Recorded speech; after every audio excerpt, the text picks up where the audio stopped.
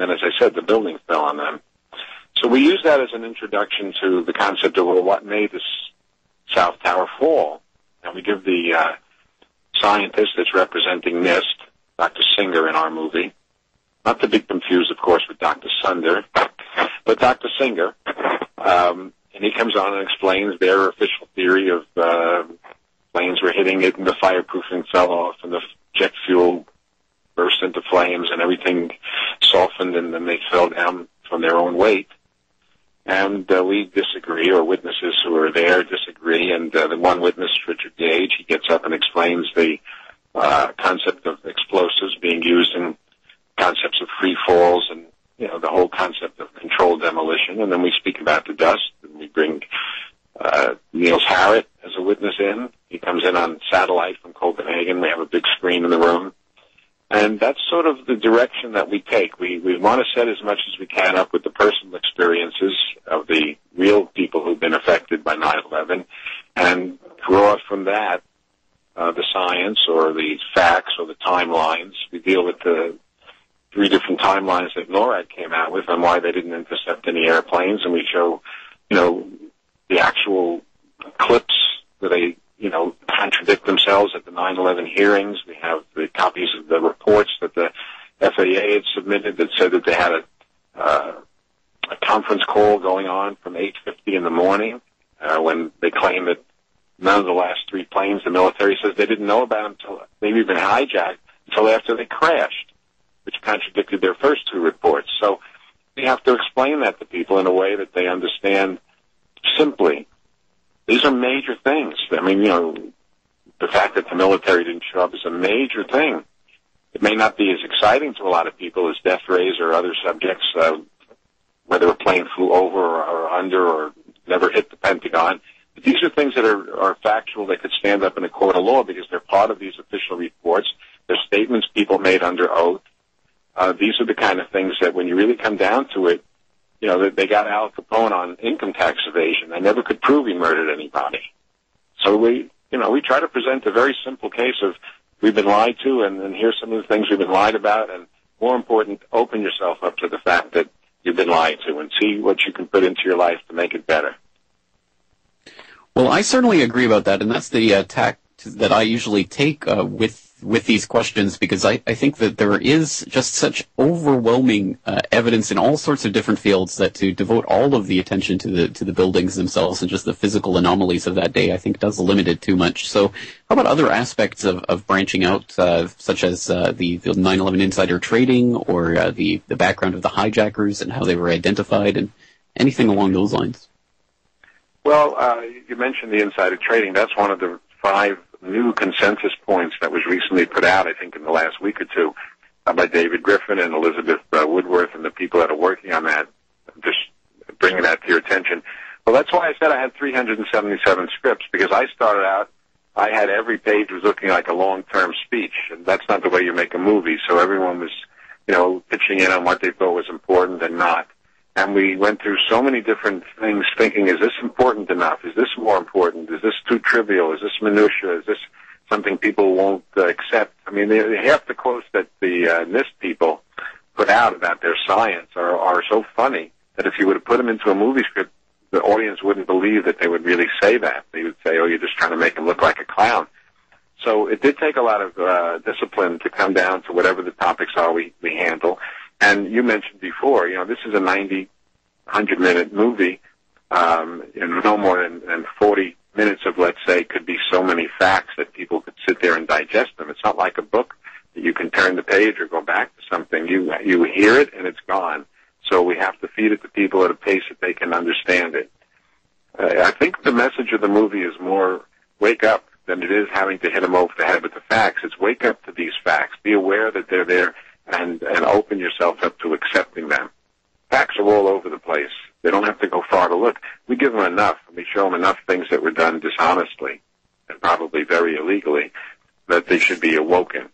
But we try to give them that psychological message that, first of all, there's a hope. People can stand up against these things. You know, the whole Watergate thing blew apart because somebody asked John Dean a question, and he brought up the concept of Nixon recording everything. One of those kind kind of things could come out at a 9/11 hearing one day, and boy, that would change everything. But, these are things that, we're trying to give an example of what could come up in a hearing. I don't want to give away what happens in ours. Well, certainly not. And but I do take the point, absolutely, because it's still difficult for people of my generation to really conceive of the fact that most people, the vast majority of the American public, never saw the Zapruder film until over a decade after the assassination of JFK. So just game-changing type material and evidence can come out at the least suspected time. So absolutely, I think who knows what would come out in a new investigation or how this would develop. But certainly I think that's what we have to be advocating for. But you do bring up the question and the problem of presenting something in different media, so that in a book you have more space and time and can go into deeper detail and really hash points out in a way that it would be very difficult to do in an audiovisual form, like in a feature film. Talk about some of the problems that have come out and what types of ideas you have for trying to present this evidence visually. Well, we have two other people that are helping me every day. I mentioned Paul Cross and Cliff Greeno, who helped arrange this interview and is our associate producer. Paul's background, as I said, he's also an actor, and he's done some directing, and he said that just like they had on the JFK film, a good mechanism to break up the, quote, talking heads of everybody being in the room is to insert what people are thinking about while they're talking about it. So it may appear like somebody speaking about somebody deleting something from a document. So there might, while they're talking about that, there might be a reenactment of that kind of an action. Or we're using as much as we can real footage that hasn't been seen much around. So it gives people a visual as well as listening to the testimony at the same time. It helps the movie move faster. See, I've watched so many documentaries, and sometimes I had to turn them off after every half an hour because they just throw too much at you to absorb.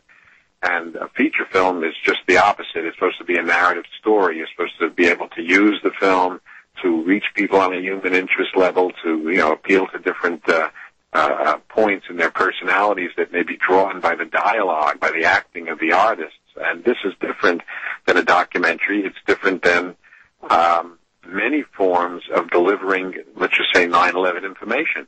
I mean, I could read David's books. I could read a lot of people's books until, the end of time because they're interesting, but I could always go back a page or stop and think about something. Here it goes by so quickly that you have to give people a chance to absorb it. So we can't overwhelm them with just facts for the sake of it. The concepts that they've been, lied to and how they've been lied to and how the government avoided doing this when they were supposed to do that. Those are just as important because those are the things that they don't get necessarily to understand from some of the books that are more knowledge-driven or the documentaries which are knowledge-driven. So we have a balance, and that way the phrase docudrama really fits this, except we're an event that hasn't happened yet. It's an investigation no one's called for yet.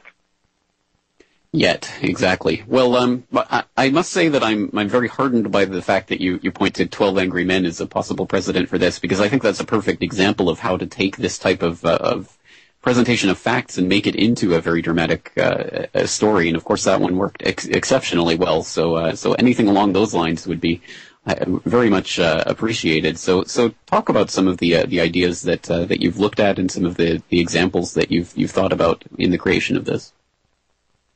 Well, I read 12 Angry Men after I watched the movie twice with Henry Fonda, and I even looked at the descriptions in the beginning of the script where they told you which these 12 people were. Because I can then relate, because they don't mention the actors, they just tell you juror number one in the script. So I began to understand you needed some kind of balance of the personalities, but you needed the Henry Fonda character, and we have that character in the movie representing the families that play a certain role in the movie.